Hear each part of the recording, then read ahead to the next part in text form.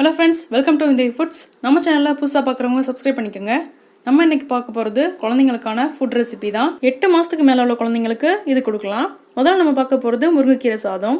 இதுக்கு 4 ஸ்பூன் அளவுக்கு அரிசி, 1 ஸ்பூன் அளவுக்கு பாசிப்பருப்பு, 1 பல் அளவுக்கு பூடு, 1/4 ஸ்பூன் அளவுக்கு சீரகம், கொஞ்சமா பெருங்காயத்தூள், அதுக்கு அப்புறமா கொஞ்சமா முருங்கைக்கீரை.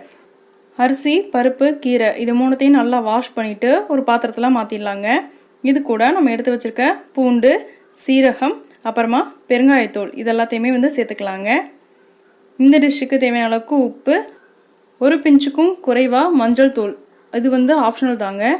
சேர்த்து தேவையான அளவுக்கு தண்ணி விட்டு நல்லா கொலைய வேக வச்சு எடுத்துக்கலாங்க. இது நல்லா சூடாக இருக்கும்போதே ஒரு கரண்டி வச்சு நல்லா மசிச்சு விட்டுருங்க. இதை நம்ம குக்கரில் விசில் வச்சோம் அப்படின்னா அந்த முருங்கைக்கீரை இலைகள்லாம் அந்த விசிலை அடைக்குது. அதனால தான் இந்த மாதிரி நம்ம வேக வச்சு எடுத்துக்கிறோம். குழந்தைங்களுக்கு இந்த மாதிரி நல்லா மசிச்சு கொடுங்க. அடுத்ததான் நம்ம பார்க்க போகிறது வெந்தய கஞ்சி. இதுக்கு 1/2 கப் அளவுக்கு அரிசி எடுத்துக்கலாம். இது கூட 1 ஸ்பூன் அளவுக்கு வெந்தயம் சேர்த்துக்கலாம். இதை நல்லா ஃபைன் பவுடராக அரைச்சி எடுத்துக்கோங்க. இப்போ ஒரு பாத்திரத்தில் நம்ம அரைச்சி எடுத்து வச்சுருக்க பவுடரை சேர்த்துடலாம். இது கூட தேவையான அளவுக்கு தண்ணி சேர்த்து நல்லா கட்டி இல்லாமல் கலந்துக்கோங்க. இதை அடுப்பில் ஏற்றி கொதிக்க விட்டுறலாங்க.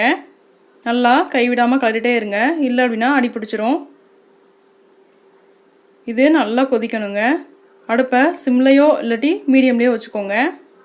இது கூட ஒரு 2 ஸ்பூன் அளவுக்கு கருப்பட்டி சேர்த்துக்கலாங்க. நீங்கள் கருப்பட்டியில் தூசி இருக்குன்னு நினச்சிங்கன்னா நல்லா காய்ச்சி வடிகட்டி கூட இதை கூட சேர்த்துக்கலாம். பாருங்கள், இது ஒரு 10 நிமிஷம் நல்லா கொதித்து இந்த கன்சிஸ்டன்சி வரணும். அந்த அளவுக்கு நல்லா கொதிக்க விட்டுருங்க. இப்போ நல்லா வெந்துருச்சு. அவ்வளோதான், அடுப்பை ஆஃப் பண்ணிடலாம். அடுத்து பீட்ரூட் பருப்பு கடையல். இதுக்கு ஒரு 1/2 பீட்ரூட் எடுத்துக்கலாம். 1 ஸ்பூன் அளவுக்கு உளுந்தம்பருப்பை நல்லா கழுவிட்டு சேர்த்துக்கோங்க. தேவையான அளவுக்கு தண்ணி விட்டு இதை ஒரு 4 விசில் குக்கரில் வச்சு எடுத்துகிட்டு வந்துடலாங்க. பாருங்கள், உளுந்தம்பருப்பும் பீட்ரூட்டும் நல்லா வெந்திருக்குது. இதை ஒரு மிக்சி ஜாருக்கு மாற்றிக்கலாம். இந்த டிஷ்ஷுக்கு தேவையான அளவுக்கு உப்பு, 1/2 ஸ்பூன் அளவுக்கு சீரகத்தூள் சேர்த்து நல்லா பேஸ்ட் மாதிரி அரைச்சி எடுத்துகிட்டு வந்துடலாங்க. இது 10 மாதத்துக்கு மேலே உள்ள குழந்தைங்களுக்கு கொடுக்கலாங்க.